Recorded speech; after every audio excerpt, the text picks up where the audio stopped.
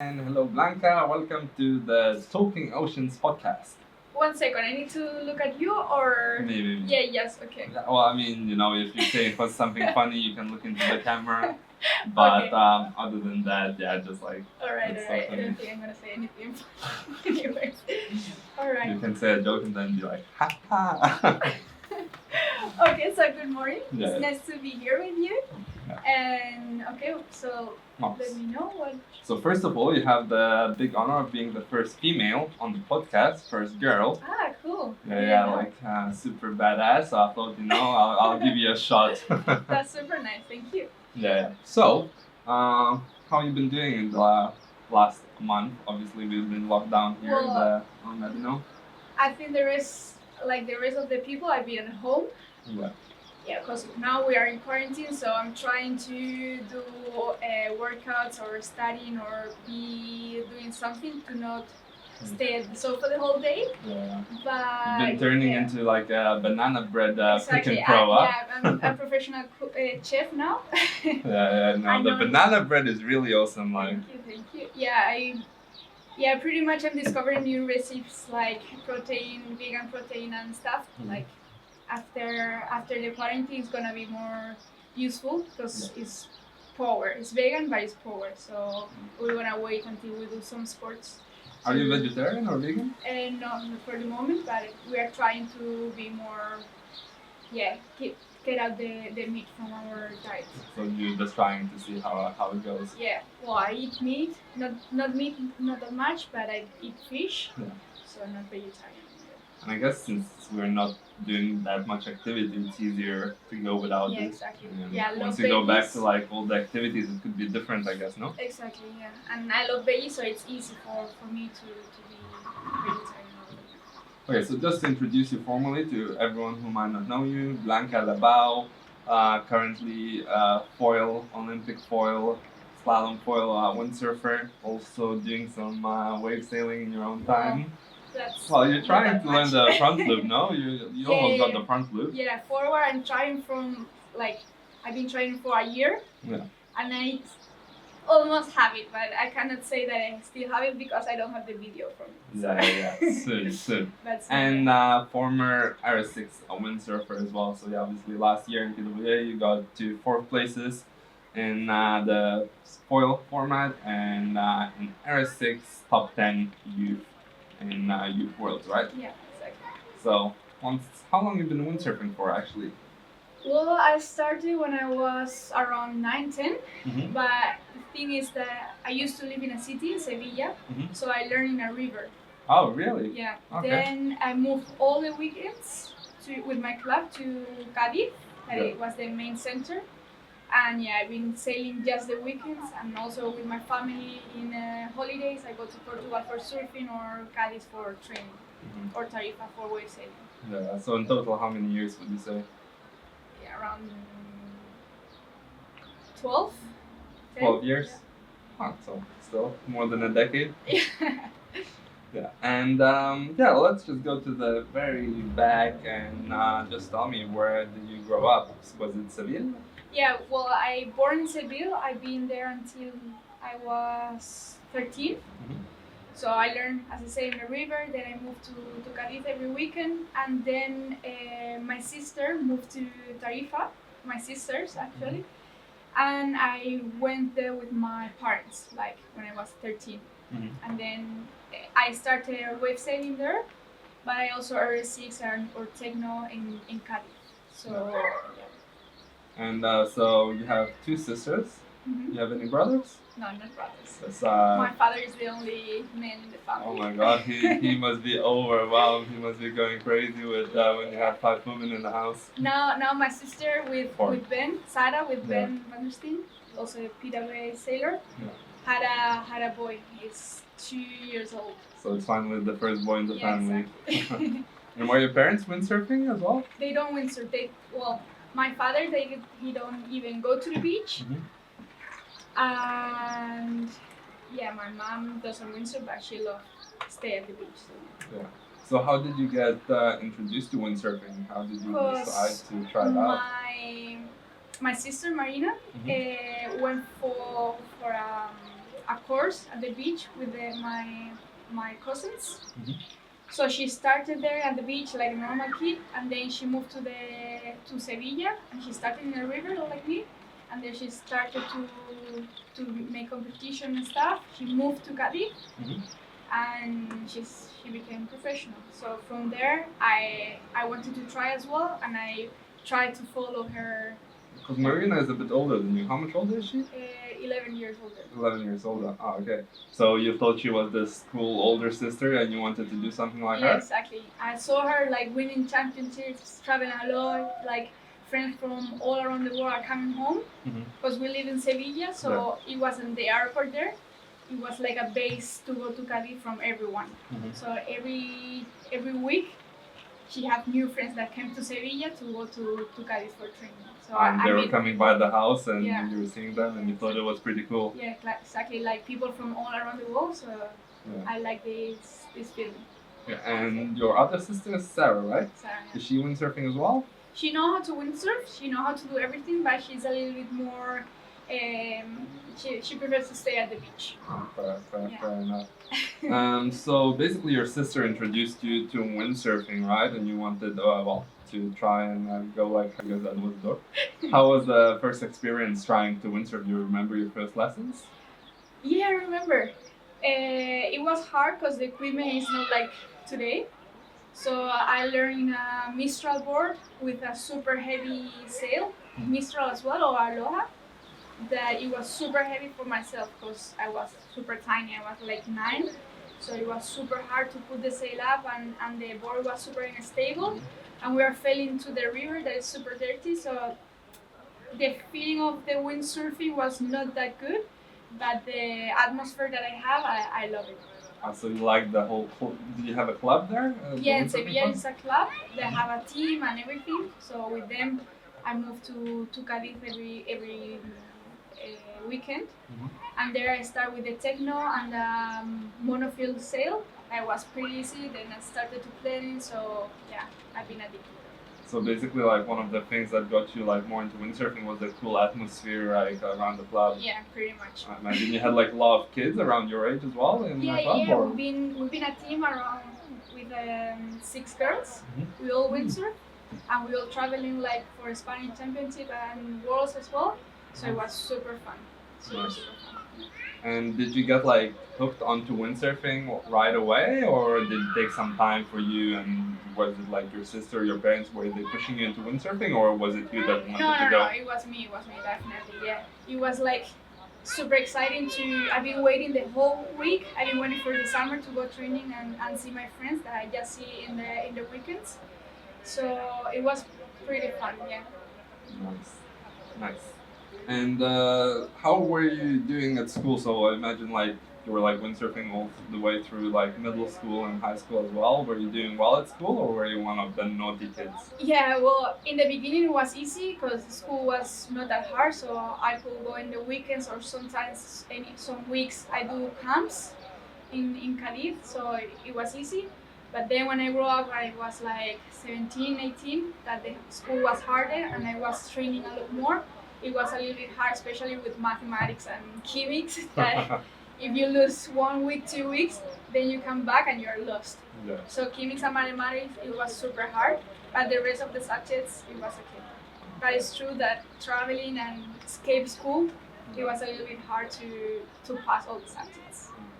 And were you doing any other sport at this time in school, or was windsurfing the only thing that you were interested in? Well, I always liked it to go surfing and skate as well. But yeah, I wanted to be a professional windsurfer, so I was focused on windsurf. But it's true that I always wanted to skate for surfing, but I was not allowed. I remember that they were super strict with me. So every Your parents time, or? No, my parents were okay, but my coach wanted me to go windsurfing every time.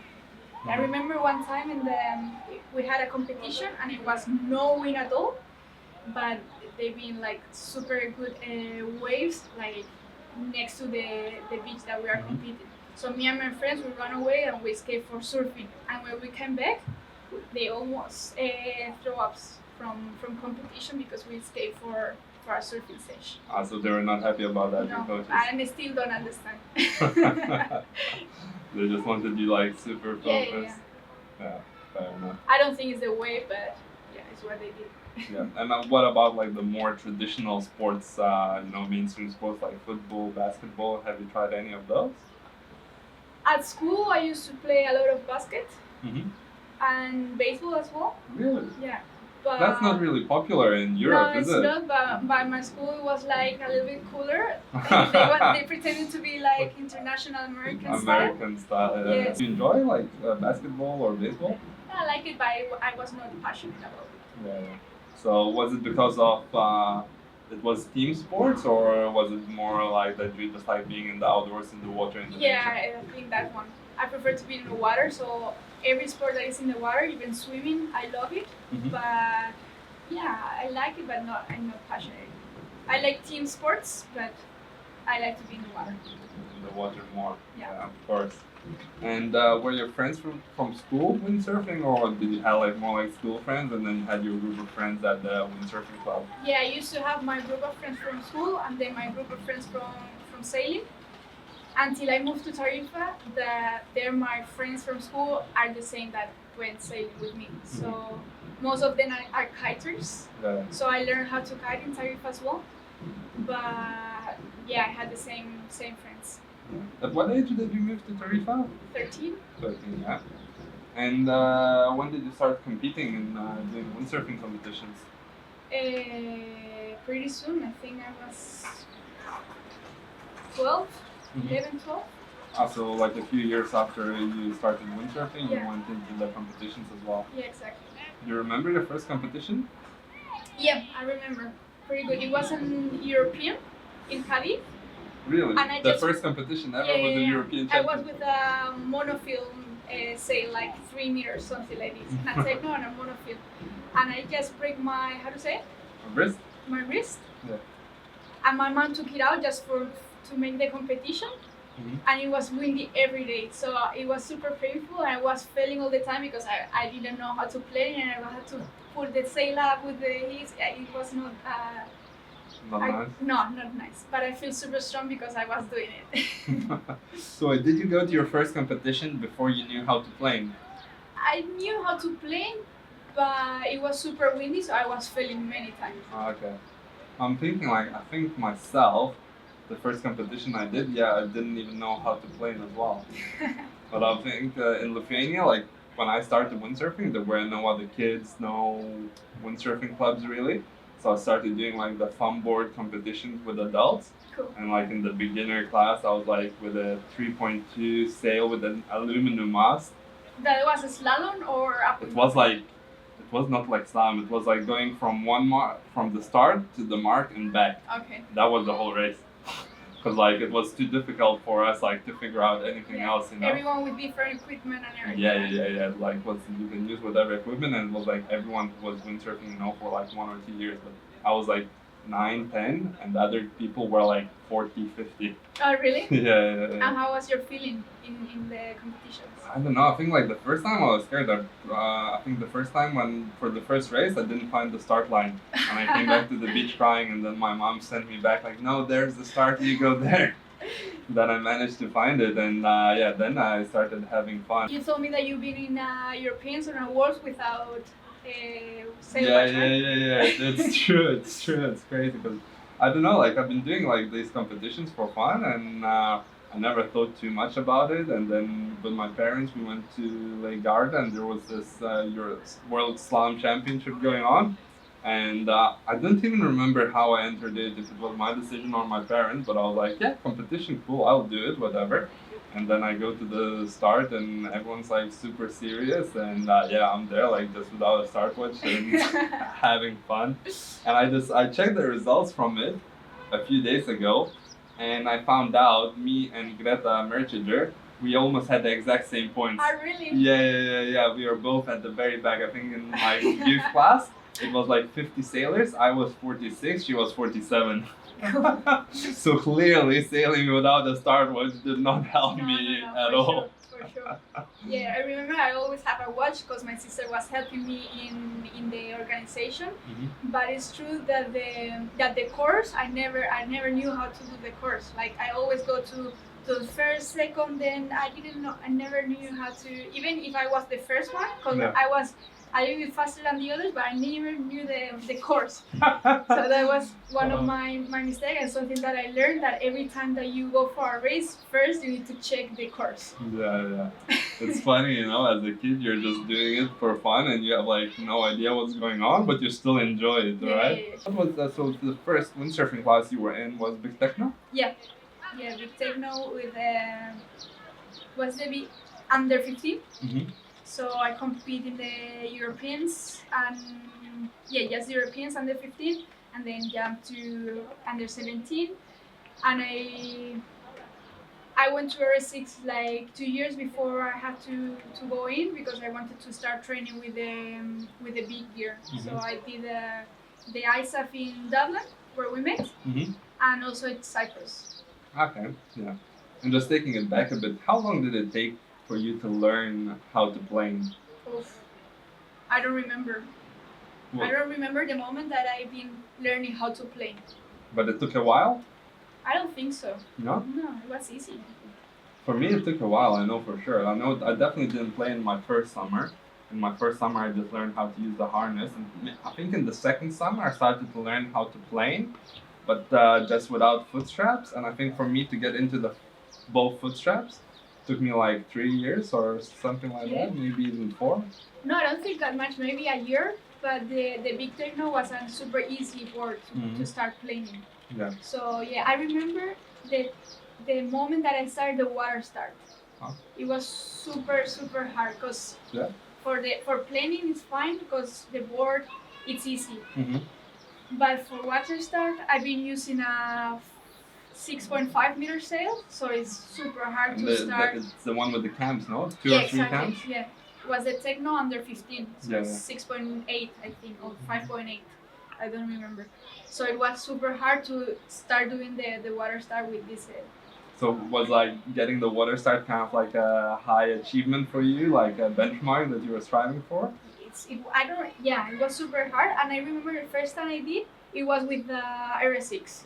So really? I jumped from the Techno to an RSX with a friend, and it was super wavy, and in one of these waves, I managed to do it, I don't know how, and I did it. And from there, I could do it. So yeah. Did you celebrate it? Were you like super excited about it? I remember this feeling of doing it. I remember perfectly. It's funny, like, because I think every person has like a different like moment in windsurfing. For a lot of people, it's like getting planing for the first time. But it's funny for you that it's like water start. It's a very useful move. Yeah, because planing is cool for sure. But when you are young and you're going fast, even if you're not planing, you feel the speed, no? But do the water start for me means save a lot of energy, so it means more hours in the water. Yeah, exactly. So it was a really good feeling. I was thinking about the planing, and like you said, like it was not like a big process for you or thinking, and I realized, like small kids, when you look at them, the difference of speed between non-planing and planing is not that big. That's why. Because when you're light, you're not pressing the board that much, so it kind of floats on top of the water, and you're going quite fast non-planing. And when you're planing super slow. Exactly. So that's what I mean. Maybe you didn't even feel the difference. Exactly, that's what I mean. For me, it was not that hard, the difference between planing and not planing. Yeah, because for someone if like an adult guy who's like 80, 90 kilo learns, for him to go from non-planing to planing, it's like a 10 knot speed increase straight away. So it's a massive difference. But like when you're a little child, it's like 2 or 3 knots difference. Exactly. And how was your parents and your sisters looking at windsurfing? Were they supportive? Were they excited that you're into it? Yeah, definitely. My mom loves me to do sports. She didn't want to, or she didn't expect me to be a professional or live by this. But they helped me a lot, like going to Cadiz every weekend or buy me equipment. So yeah, they helped me a lot. Yes. And your sister, Marina, was she excited that she has like a younger sister following her footsteps? I think she was the most exciting because since we were young, she was imagining that in the future we will be like we are right now. I mean, Like- traveling together and training together, testing. So that was kind of her dream from like a long time ago? Definitely, yeah. Ah, nice, that's super sweet. Obviously, you started on the techno background. Wasn't the kind of a clear path to go into RSX and Olympic windsurfing, or did you have any other thoughts about, I don't know, trying slalom, freestyle, or something like that?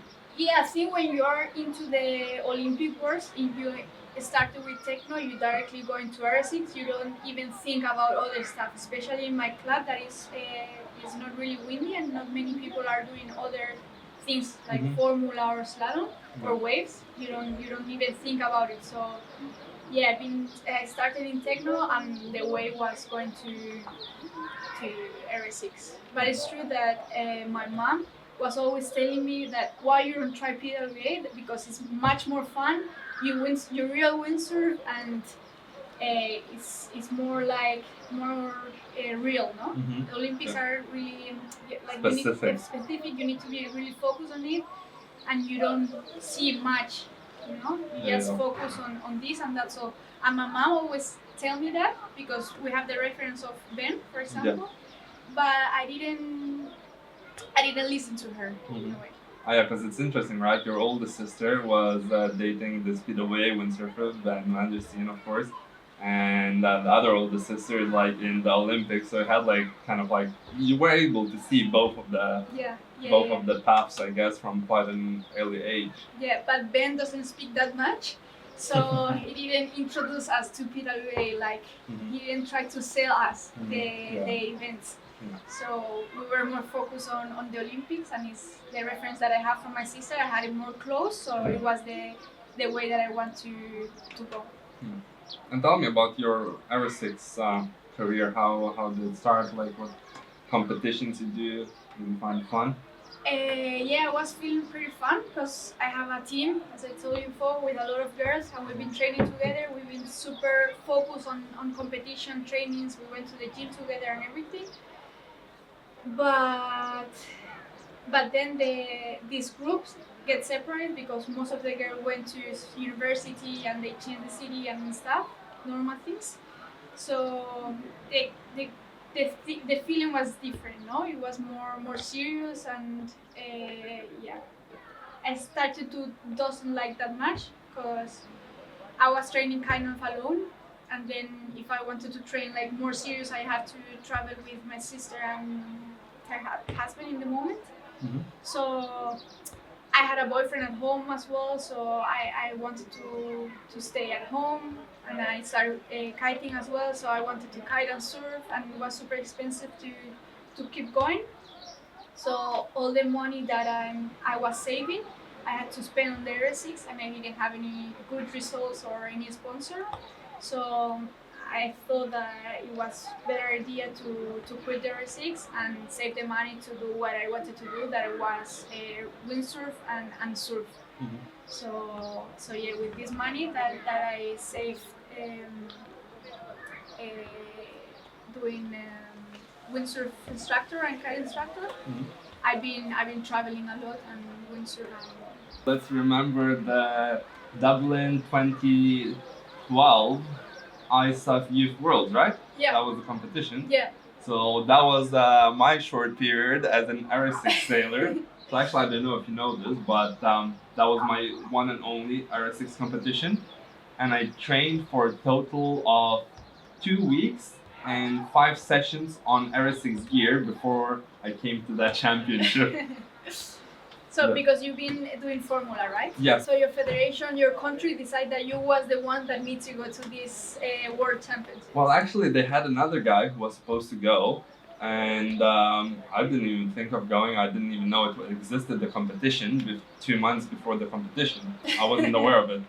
And then the guy, who's actually a good friend of mine, he didn't train. Like basically something like the coach left him the gear, the coach went away somewhere, he was supposed to train, he didn't train at all, the coach got mad and he said, "You're not going to the competition." So he starts looking for someone else and he calls me and he says like, "Do you want to do an RSX competition?" I'm like, no.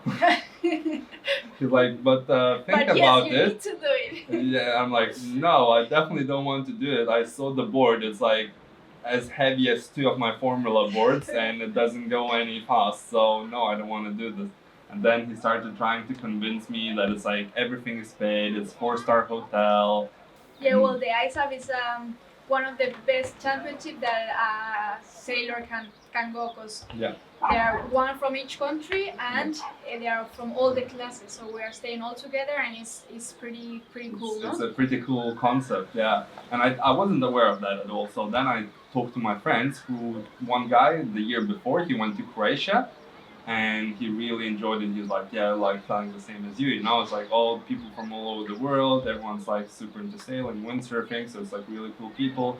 And you know, you have parties all the time and everything. You know, he's like, you can just go there and enjoy it and not worry too much. One thing they forgot to like say the difference is that we're going to fucking Ireland, where in the middle of July the highest temperature is like 15 degrees. It's raining 12 days out of 13. Yeah, it's true.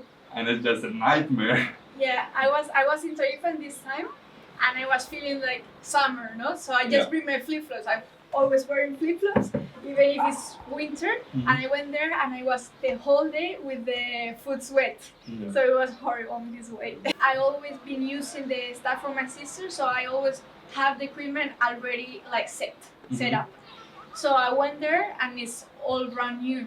So I had to put the straps, and I said, wow, I didn't realize that the board have four straps. So, and how many holes did it have? Like, it's impossible. I didn't know where to put it. So luckily, the father of my friends in Argentina, they've been coached them. Yeah. So he was there, and he was really friend of mine.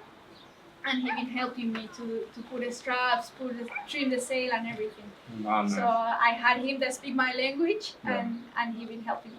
Yeah. Did you know people like on the competition from other competitions before as well? Yeah. I remember before I was in Cadiz or some other events, and I had a few friends from there. But also the Spanish team was pretty big, so we've been pretty much all the time together. Yeah. And yeah, for me it was quite different because like I didn't know anyone from the RSX world because I never did any RSX competition, so I knew no one there. Then Lithuanian like sailors, I never went with them to any competitions as well, so I didn't know them as well. So basically I went there not knowing anyone at all. But remember, it was a ping pong table. We've been the whole day there. What did you say about the ping pong table? We had a conversation about this, that it was the funniest thing in the event.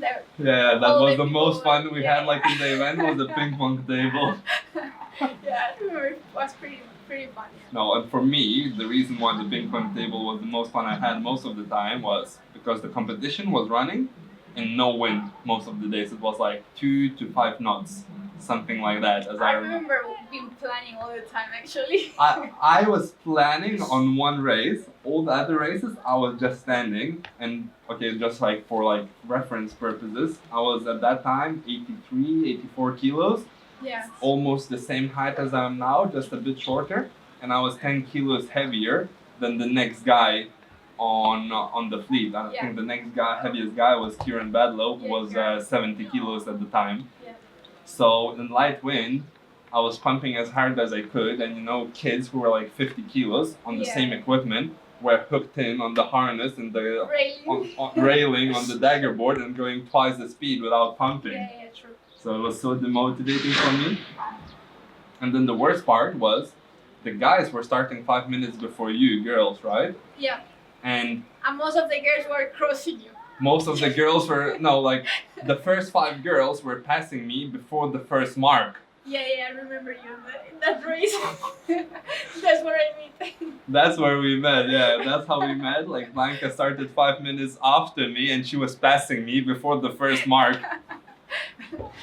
I was so angry, and I was like hating my coach. I was like cussing him out in my mind for making me go here. And he was also told me, oh, it's Ireland, it's super windy, you're gonna be planing all the time, it's gonna be just like Formula. Formula my ass.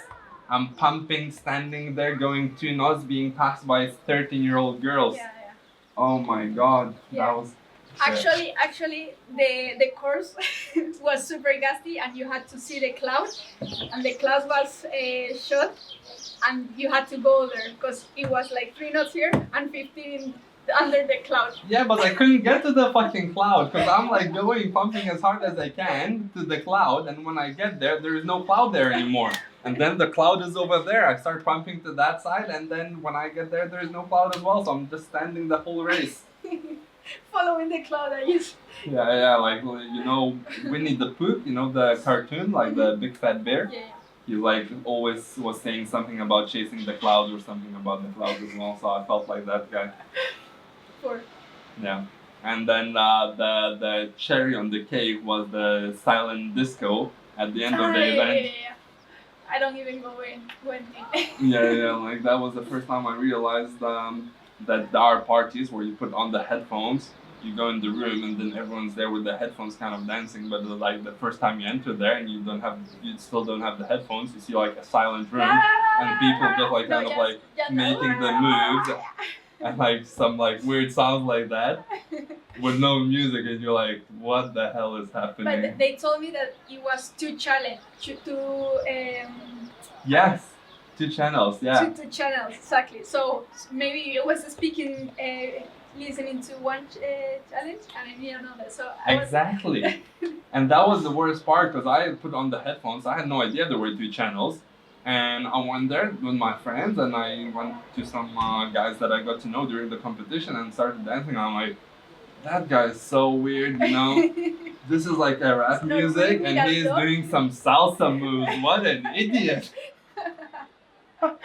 I'm like, what a fucking idiot that guy is, you know? And I'm laughing at him and like doing my hip hop dances. And then like half an hour later, I realized that everyone else in the circle is on the salsa channel, while I am on the hip hop channel. So you was the weird one. I was the weird one, and it took me half an hour to realize that. So yeah, there was literally like not one good thing about that competition. Okay, except the fact that I met you, I met Kieran, and then I met a few other guys, which was like fun friendships formed for the rest of the windsurfing years. But yeah, so many ridiculous and bad things in that competition. It's good. How did you finish in that? 9. 9. Yeah. In both I finished 9. This one and then Cyprus. The year after, yeah? The year after. Yeah.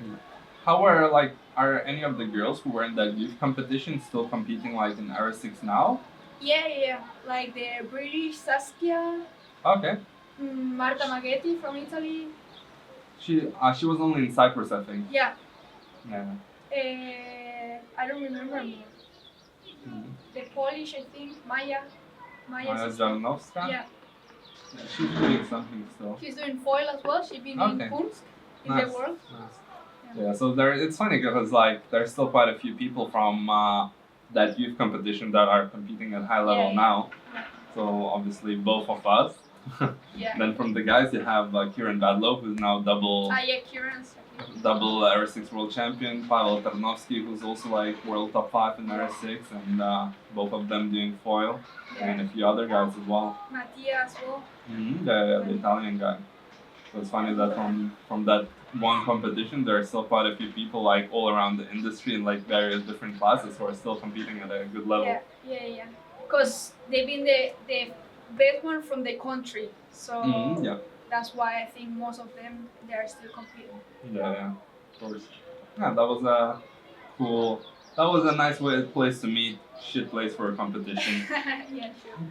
I think like if I had to pick out my most hated competition, that would still be number 1. Oh really? Mm-hmm. Well, it was not like Roche, the Europeans youth and masters that we did in Paris. That was like one of my best competitions. It was super nice as well. Yeah. Were you competing in that one as well? Yeah, I've been competing. Yeah? That was why your sister was there. Yeah. That's where I met Marina actually. Yeah, exactly. She and Ben were teaching me how to surf. Yeah. But I was super unlucky in this competition because one day it was too wavy to go outside. It was wavy every single day. Yeah, but this one it was impossible to go outside, even with help. Another day that it was the windy day that we start from the port. from the harbor, from the harbor. where it was supposed to be windy, but then we had no wind to come back into the harbor. Yeah, yeah. This one I break a mast. That is the only Really? mast that I break in my life. And the last day, and I was still leading because we've been just two girls. Mhm. I've been still leading, and last day I had a gastroenterite. How to say? A problem in my stomach. So I was puking in the water. Ah, shit. So yeah, it was pretty unlucky. But talk about how the lifeguards were helping people to get in the water. You remember? Yeah, I remember that it was, for me, it was like 2-meter waves. Yeah, they were super. It was a Formula windsurfing European Youth and Masters Championship in a surf spot. In a surf spot, definitely. In a surf spot. Yeah. I'm like, I don't know who had the idea to put like youth, women, and masters there, but it would be difficult for the pros to go out there. Yeah, normally it's not that wavy. It's just wavy when it's windy from the east. Mm-hmm. There are good waves there.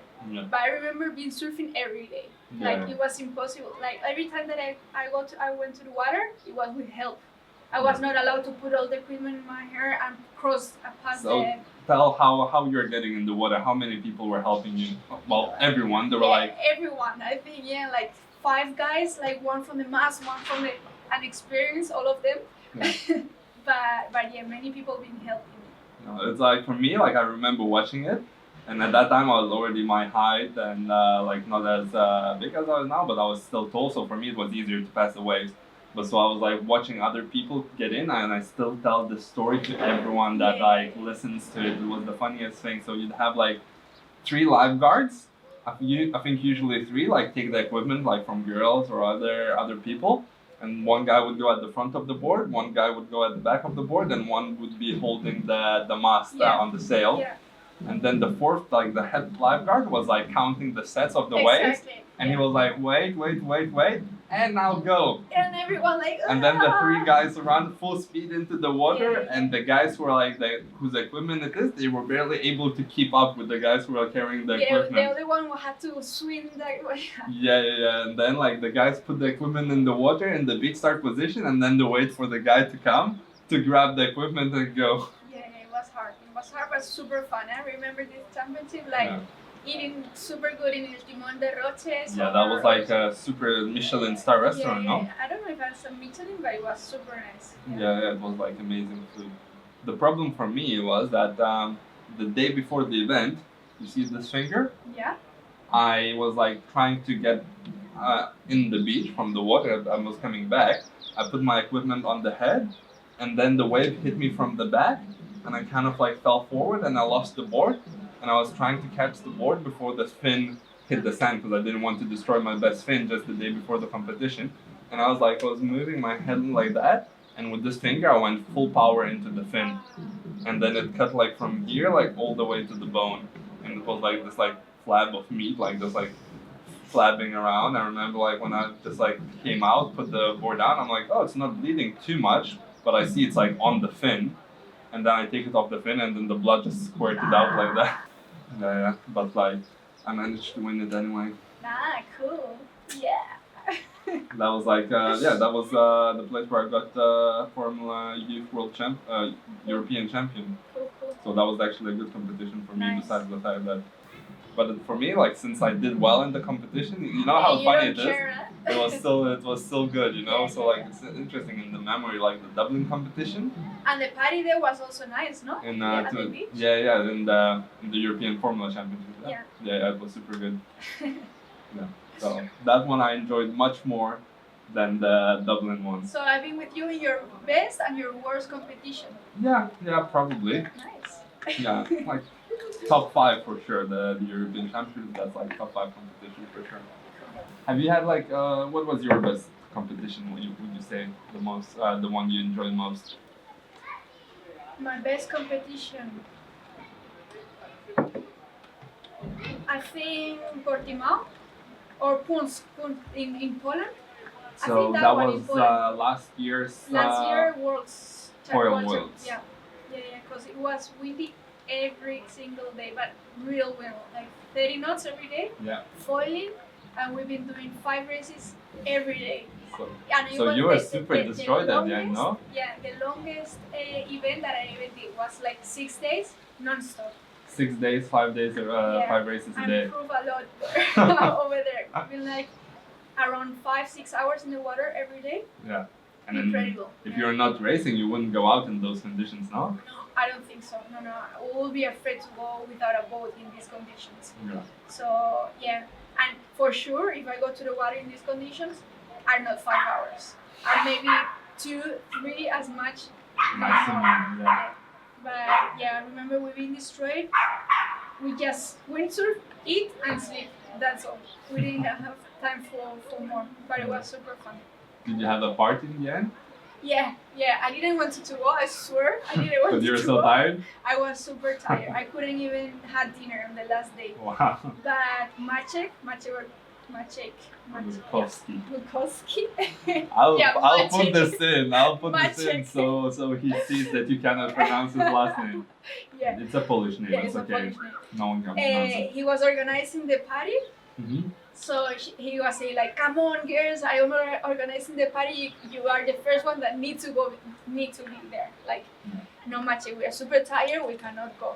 Yeah, I organize a party bus that bring us to a super festival, so you need to come, we start drinking vodka shots and then we go. No Maciek, we're not. Okay, we start with a mojito. You want a mojito?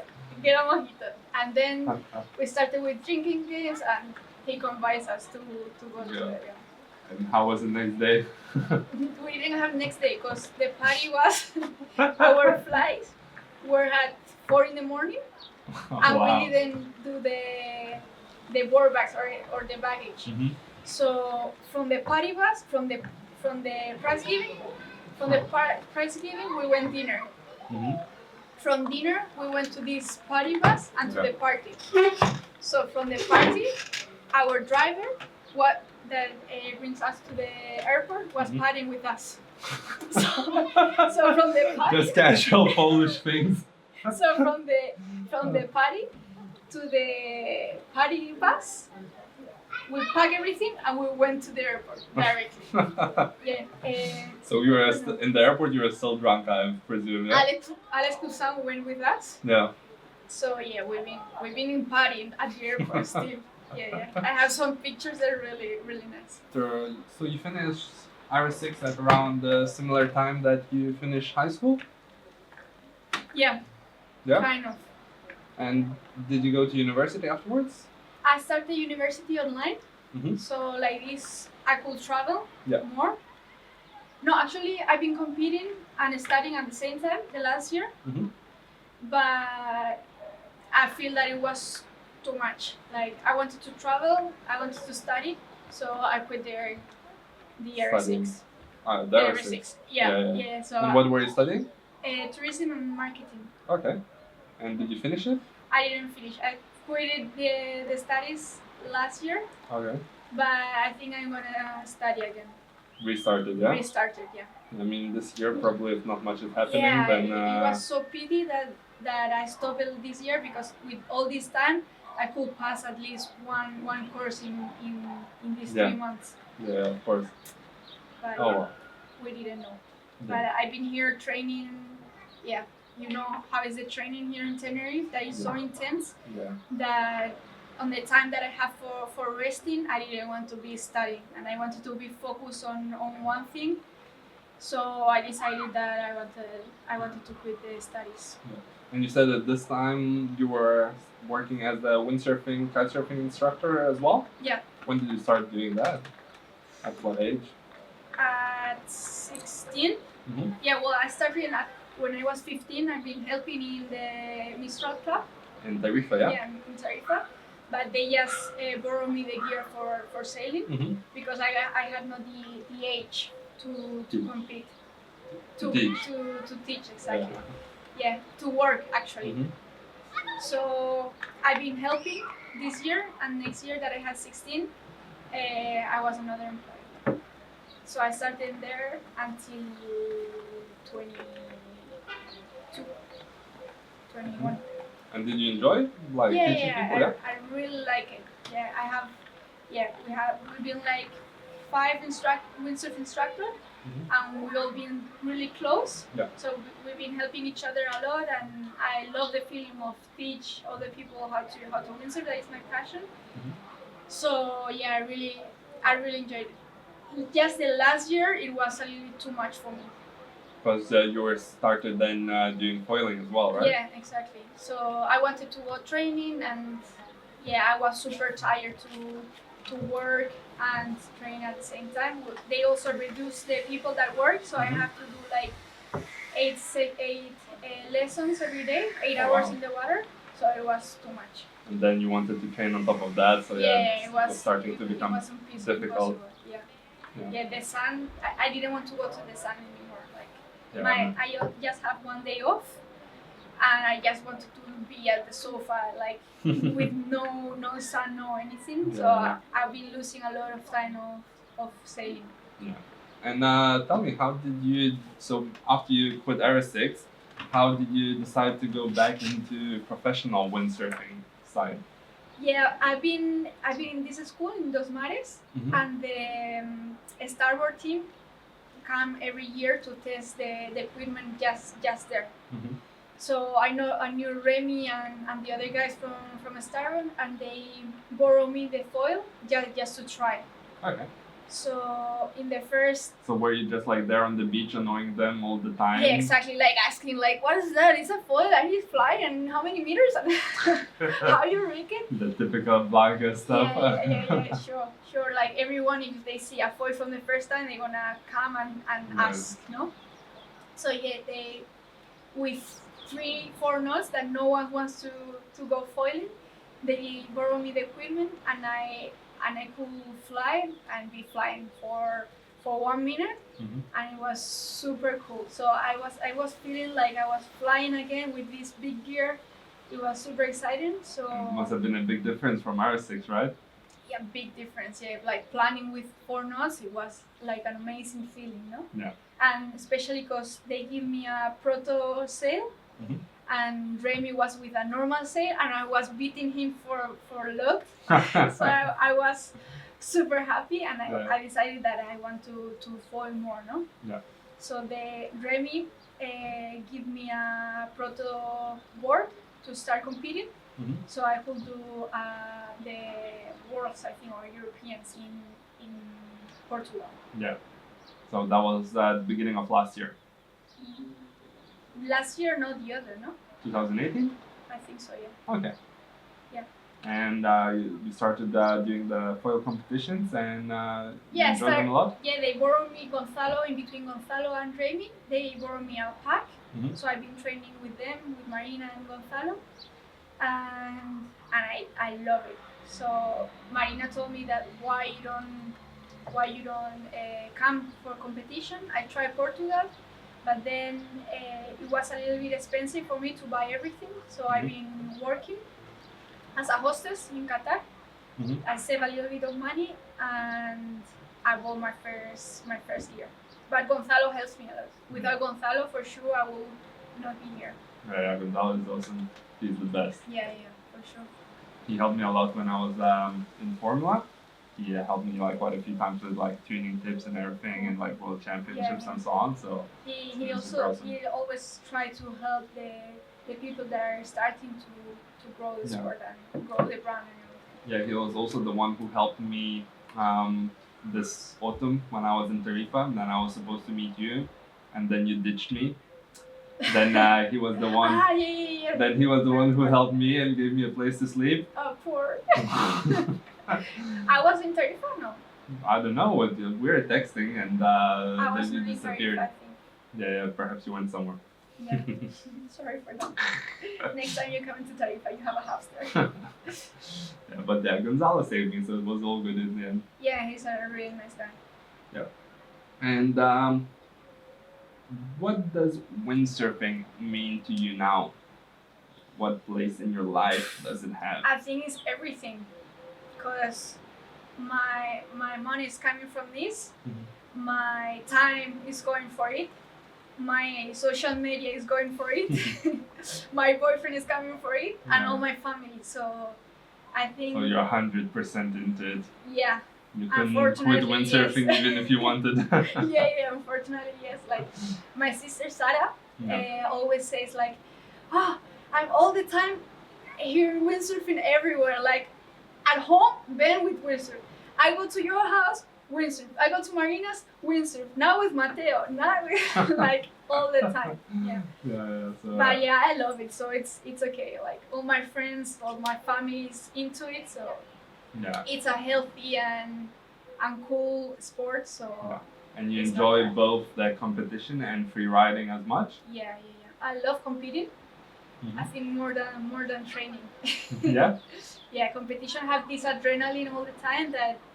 Well, now training here with TBS, you have it, no? Because you are competing all the time with the course. But testing and it's a little bit more boring. It's more like hard work, and like the competition is the fun part. Exactly. I don't really. Well, I like it as well because you learn a lot. But come back to the beach, change. Come back to the beach, change. Come back to the beach, change. And if it's short break, it's a really hard work. Yeah, especially for the girls with who are not as tall, going in and out with the foil can be a bit more tricky. Yeah, it's a little tricky. But yeah, competition, I love it. And training, like we've been training here as well. Yeah. And in competition, do you have any rivalries or any specific enemies that you want to beat? All of them. All of them? Yeah, I don't have any specific, yes. Well, I'm trying to do my best. And what about your sister? We're kind of a team. So if she, of course, I want to beat her. Yeah, I would imagine, like the older sister. If it's one in the world that need to beat me, it's her, no? Okay, so you're more friends than rivals. Yeah. Fair enough. So it depends on the time, but you're being nice to her until the moment you can beat it, and then you're like. No, in the waters we are rivals, but. Have you ever crashed with your sister in competition? Like fighting for position or something? I don't remember. No. No? Good fights we had. We had in Poland, we have in Azores, we had a lot of fights. But crashing, I think I didn't crash. Maybe it will come. Yeah, sure. Yeah, in slalom foil for sure it will come some crashes. Yeah. Would you say you're an aggressive racer? I'm aggressive but prudent. Like I'm trying to not collapse, no? So I'm going for all I have, but always with some money. I have some video clips which might make people think otherwise from the training. I don't know what you're speaking about. That's muy. Roll the clips. No. It's the one with muy, and then there is one where you almost take out the guy in the slalom gear. I'll show you. I don't remember. In here I just crashed 3 times. 2 with muy because we're going full power, and once I crashed her because I couldn't control the foil, so I couldn't change the sail, and I was more. My angle was not good. And another time that it was the same, but it was her that crashed me. And another that was not my fault, that I was doing a round, and a slalom came like just into me, and he was saying that he thought that I'm gonna do it faster, but it's because the slalom people that not foil they don't realize the angles that we have. So I crashed there, but it was anything. Okay. We'll leave this question open to decide if you're a crazy racer or not. Okay. But I think this question needs to answer another people, not me. Like your rivals. By my perspective, I'm not crazy. Yeah, but I think like every single racer, like on PWA, even the guys who crash the most would say the same, no? Yeah, probably, yes. Yeah. And have you had like any events or like competitions in life, basically that changed like a lot in how you were seeing like the perspective? I don't know, about windsurfing or about yourself. That's a really interesting question. I don't know how to answer. I think the ISAF, those ISAF competition changed me a lot because it was more professional. So I realized that I can be in the top, and I realized that I was the best of my country, and they choose me to go to those events. So I was feeling more professional on those times. Yeah, so that kind of like inspired you to train harder as well a bit? Yeah, exactly. Yeah, when they decide that just you are going to one competition, you feel more important, no? Responsibility. Yeah, exactly. As well, because just they're going just one for per country, so you are representing your country as well. Yeah. Yeah. So would you say that was like the ISAF competitions were the first point where you decided that you want to be a professional windsurfer? Yeah, I think so. Yeah. Cool. Awesome. And already you mentioned your boyfriend, Matteo. Do you think it's cool having a boyfriend that also is a windsurfer? I mean, not a very good one, but still. For the moment, it is. For the moment, it is. Yeah, he's helping me a lot with, especially with the gear, with the center here as well. He making it super easy. He's training here, so we are in the same city. Because I think having a boyfriend that is not windsurfer, I will not see him like never, actually. Because we are traveling all the time, so we need to train together. So for the moment, it's super cool. Yeah, that we are trying together and living the same life. When I'm speaking about, I didn't receive my gear or how I've been feeling in trainings. I can speak with him, so it's. He know what he's speaking about, so it's a big support as well. Not just for the gear, like most of the internal things. Yeah, how you feel in competition. Competitions and so on. Exactly. Yeah. So we are speaking a lot about this stuff, about feelings and this. Yeah. I think he's helping a lot. Awesome. And both of you guys are surfing as well, right? Yeah, we've been together in Bali, in Indo. And we've been surfing the whole day, so it's pretty cool. Yeah. It's nice that we share a lot of hobbies. Yeah. So would you say like surfing is now your main hobby, like, or the only hobby outside windsurfing? I think so, yeah. I love surfing, and every time that I can jump to the water, I will do it, even if it's with a soft top, no? Yeah. So yeah, I love surfing. Yeah, it's kind of like I guess when you're racing in windsurfing, then surfing is kind of like more of an open slate, you know, where you can just go, chill, enjoy yourself. Yeah, like especially when you are with wind every year, like windy, you want to go to a place that is calm and just chill, no? Yeah, that's, you know, why I think it's like Tenerife is like pretty cool, because for example, even like here in the winter during trainings, like you can go in the morning to Las Americas and enjoy like glassy, head high waves. Yeah. Then rest a bit, come here in the afternoon and do like slalom racing with 6'2" and 35 knots. Yeah, that's why I love Tenerife. I fell in love with it because you can do a little bit of everything, no? Also, in your days off, you can go to another beach and have no wind. But if you want windy, you can turn around off the island and go sailing every day. And Tarifa happened the same because you can go surfing and sailing in the same day, so that's why I love both the spots. Yeah, tell me about Tarifa more. It's your home spot right now. Yeah, I think Tarifa have something special. When you when you arrive to Tarifa, you have a special feeling. The landscape is all green and blue. It's like you feel in the pure nature, and the people in there are all sporty people. So the main thing in there, or the happiness there, is just go to the water every day. So it's a lot of like-minded people, right? Yeah, they are really, I would say hippies or hippie mentality, not hippie, like hippie mentality, and they just want to enjoy the nature and do sports. Yeah. So it's an atmosphere that you feel, no? There are many kiters there, many professional windsurfers, so it's a cool spot. Do windsurfers and kitesurfers get along well in Tarifa, or is there like a lot of rivalry in between each other? Yeah, like in every part of the world, no? If you are a kiter, they are knowing you the windsurfers, and if you are a windsurfer, they are knowing you the kiters. But you do both. I do both, but it happened with me. Like when I'm kiting, I hate windsurfers. When I windsurfer, I hate the kiters. Really? Yeah. When I'm in the water, I mean. Yeah. The I thought lines you are- could be like, the uniting bridge between windsurfers and kite surfers. Normally, or like for example in Caños, we have a spot Mhm. that the windsurfers are in one side and the kiters are in another. Yeah. That's perfect. So But- similar like here in Almeda, no? Yes, well, but when they're mixed, it's horrible because the kiter doesn't know what the windsurfer gonna do, and the windsurfer, and there are many stupid kiters. Not that much stupid windsurfers, but there are kiters that are horrible. Like they're Really? jumping in, like you're here and they jump you like just to pretend to be cool and. So like last year, actually, was it this year or last year? A kite surfer here in Almeda, no?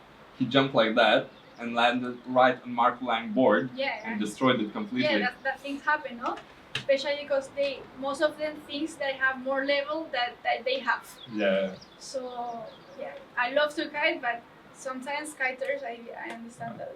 But I think here when we are in Almeda, no, we annoy quite a few kiters as well, especially because they don't realize when we have the course, the slalom course there, they don't realize what's happening.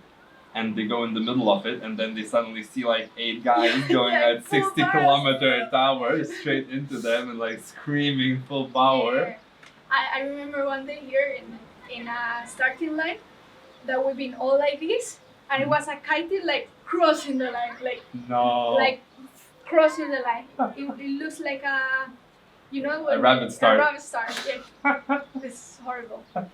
But we had a event, the Red Bull event that we've been together. In Tarifa, right? Windsurfing versus kiters. Yeah. And then you had to make a kiter have to have windsurfing partner. So they raced together. And what distance did you do? It was a slalom. A slalom, yeah. Not too long, like 3-4 minutes slalom. Okay. And everyone starts together, or how was it? With timing. Timing. Yeah. So it was like you had to make the best time. Yeah. And who won? You and your partner. You won Gisela with Gonzalo. Yeah. Yeah, it was a good couple. Gisela Puido. Yeah. It was a nice couple. I was with Liam Wally. Yeah. And we did a good result. I think we finished it 4th. Yeah. Because I fell in a jibe. No. Yeah. Blanca. The one that in front of me fell just in the jibe. Yeah. So I didn't know where to go. I was super excited because of my team, and I fell. Yeah. But Were I'm you on training, foil or slalom? Foil, but with big stuff because. It was light wind. Yeah, it was super light wind, but it picks up super fast. So I did with big stuff in high wind. Yeah. It was hard. Yeah. But it seems like a super fun competition and Yeah, a good it way was to unite windsurfers and kite surfers together. Especially because every windsurfer have to meet a kiter. Yeah. And same, no? So kind of forming relationships and bonds. So we made a really good relationship, and we know everyone at the beach because we're in like 100 people. Yeah. So now everyone knows everyone. So it was super cool, and hopefully this year they do it again. Mm-hmm. Did you have a good party afterwards as well? Super, yeah. Sure. I heard a lot about parties in Tarifa. Yeah. It's a nice place for parties. I heard that's the reason why you guys start windsurfing at 2:00 in the afternoon. Well, that's because of the wind, but yeah. I heard that you guys are using it as an excuse. Probably. Yeah. It's the wind is only in the afternoon. No, the good thing is that sunset is super late. Yeah. So we have time enough for do everything. It's okay. Awesome. And how do you see yourself like progressing in windsurfing over the next 10 years? 10 years. Well, like let's say if looking on the 10-year time frame, what are the things that you want to achieve? I want to keep learning, of course. Keep learning and don't lose the passion that I have right now. And well, my goals are winning a world championship of PWA and go to the Olympics. If I can have a medal, that would be amazing. But for the moment, those are the steps that I put for myself. And that's both on foil, right? So yeah, obviously like Olympic class IQ foil and in PWA foil as well. Exactly. Yeah. Well, I've been trying the slalom, normal slalom. Mm-hmm. I was not really good. Ah, you saw me, right? Well, one day that I saw you, I was on 7.0 on small board, and you came with 7.0 on small board. Yeah. Our weight difference is around 50 kilos, so that was an interesting choice. Well, I could manage to go at least. It was Mateo's recommendation for the first day.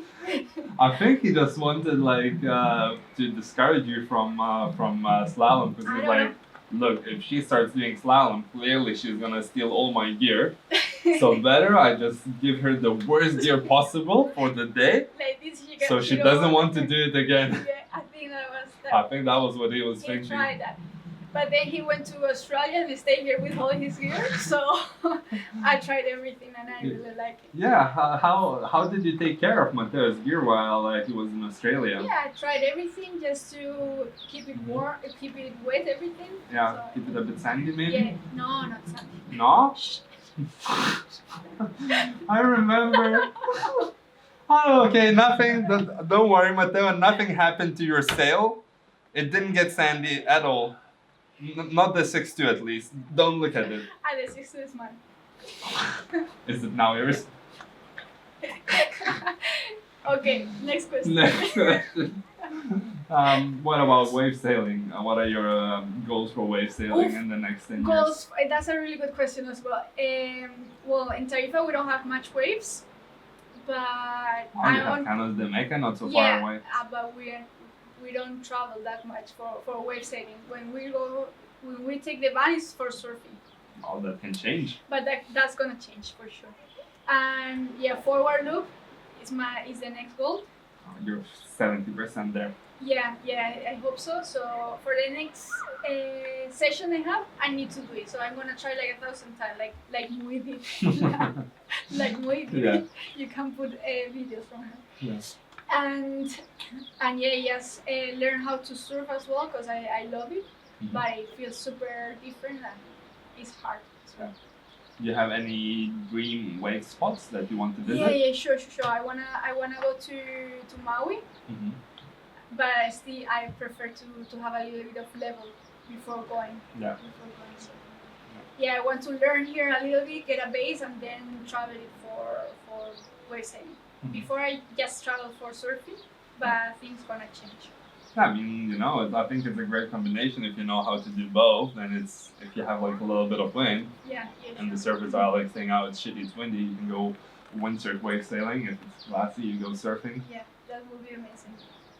In surfing, actually, have you ever been in a barrel? Have you ever gotten a barrel? I've been over a barrel, yeah. Yeah. Yeah, I had a spot in Australia. Mhm. That would be just my friend and I, Kai Bates. It's a professional surfer. Mhm. How to say? Yeah. Surfer? Yeah. Stop riding.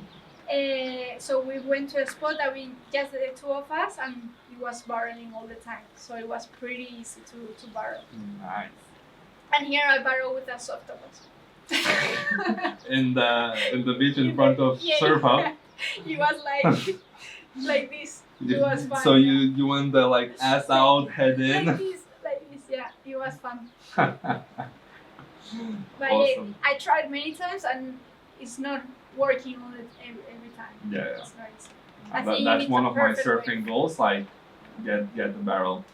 And so far, I mean, in Las Americas, there are sometimes good conditions to try, but I've never gotten it. Always too low, no? I'm Or too deep.